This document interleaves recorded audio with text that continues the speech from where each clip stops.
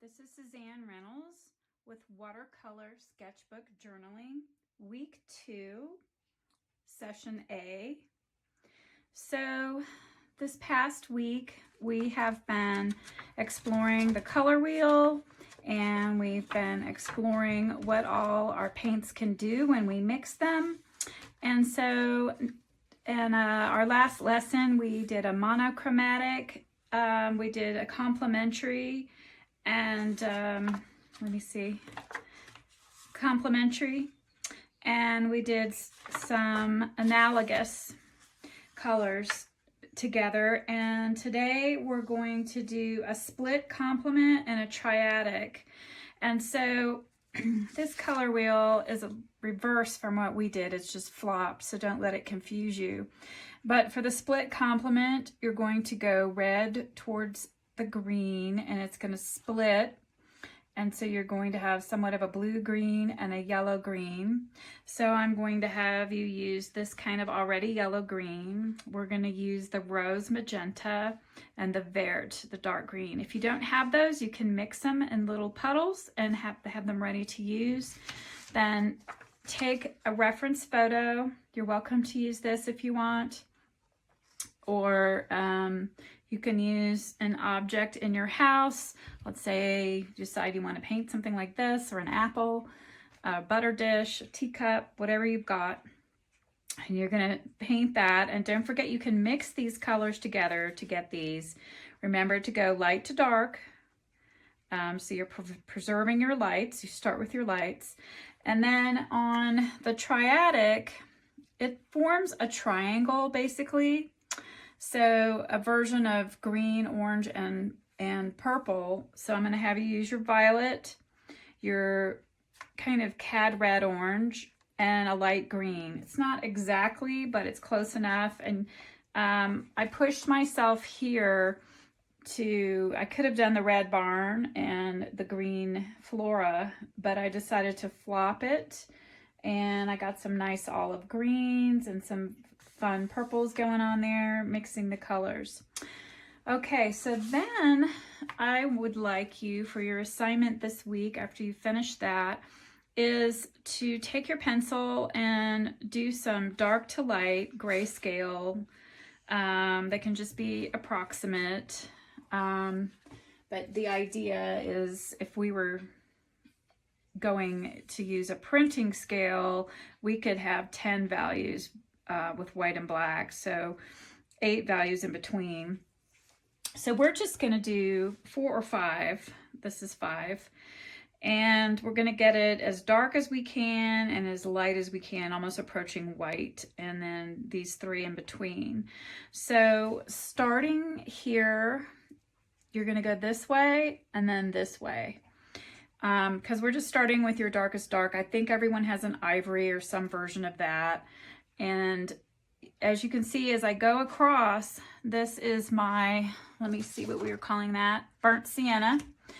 And so I don't have a dark dark on that one. And don't worry if we don't get it just so. Like, this one's pretty hard to get even 4 values out of. So we're definitely not starting with the light green up here. It's not that value. So again, we're starting with the black and we're making as many values as we can. Then we go to the sepia, and I would like you to use this brush if you bought it. It has the water already in it, which is dirty, interesting. By the way, you don't want to leave water in this overnight or long periods of time, because it will ruin your brushes. You do have to dry it out, just like you don't leave your good brush in the water jar. You don't want to leave this exposed to water like this all the time. And evidently it gets dirty, so you want to clean it out anyway. I haven't used this a lot, so this is a new thing for me too. But it's very helpful in doing this because you can get it really wet. And I'll just do one for you. So let's see, but the next one here that I'm going to do is the magenta rose. Just clean off a little bit. And so I can just do a little test over here So that is not going to be black. It's going to be somewhere around here. So I'm going to skip this really dark and go to the second value.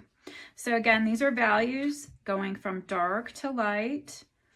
Okay, now I'm going to squirt a little water that's in my brush. I'm going to test it over here.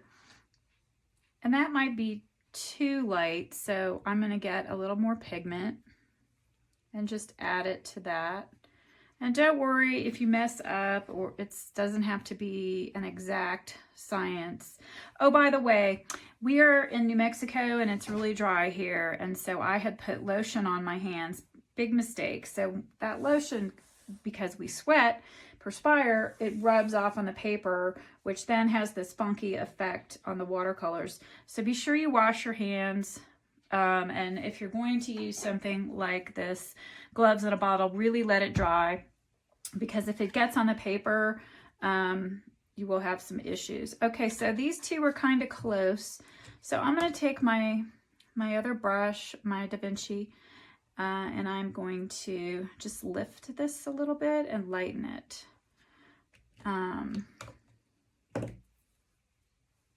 you'll find when you use this aqua brush that you do have to dip it in your water jar to kind of keep it clean when you're mixing.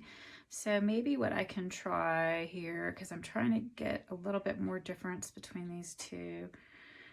It's very subtle. Almost have to just get pure pigment as much as possible up here. And then I'm just going to barely color the water, color the page down here. It's like tinting the paper, super, super light.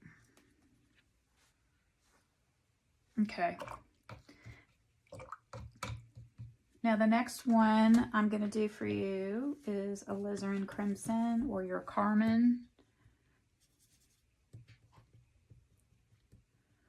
And I'm going to test it over here.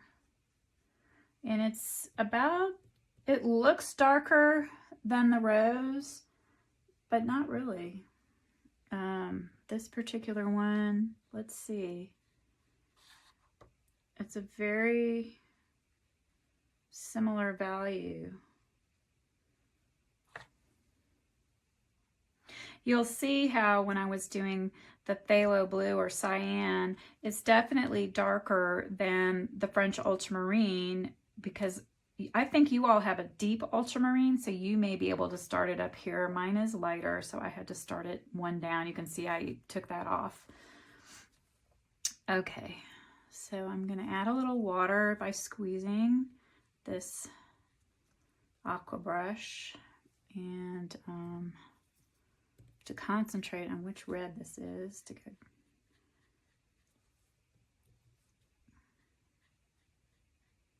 And I can always build it up. Habits.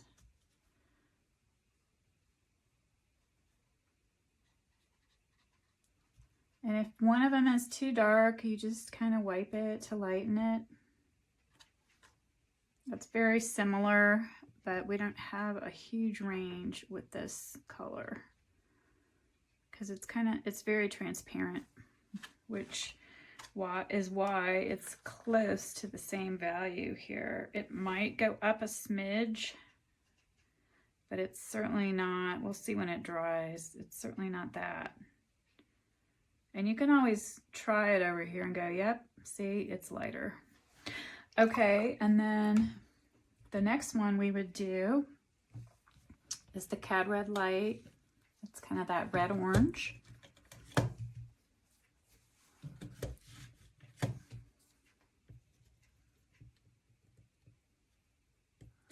Now let's see where this one's going to go. I think this one is going to start down here. It's a good mid-tone.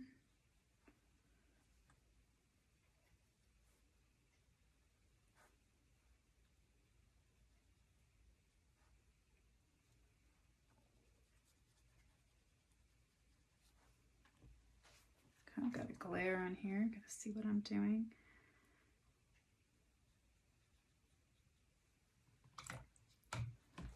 I could probably actually go even lighter on this one, just barely color it.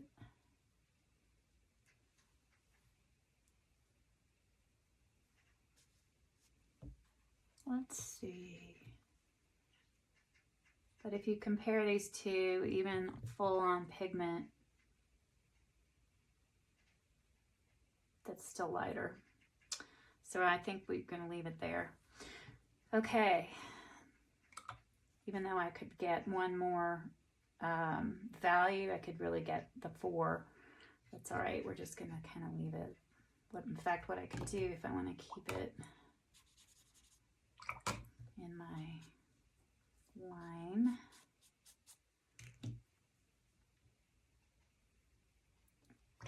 Make sure that's the right one. Looks a little dirty. We'll just squeeze this in down here, super light.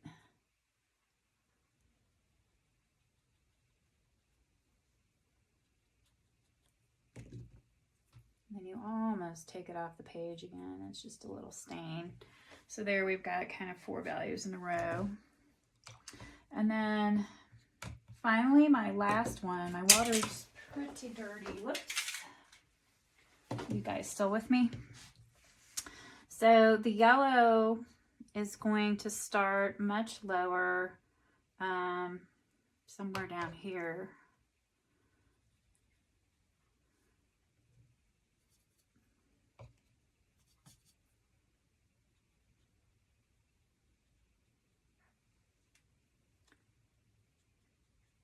All right, so there I've taken you through all 12 of our colors, and we've done a little practice to see where it's going to fit.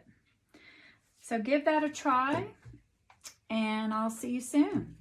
Have fun. Happy painting.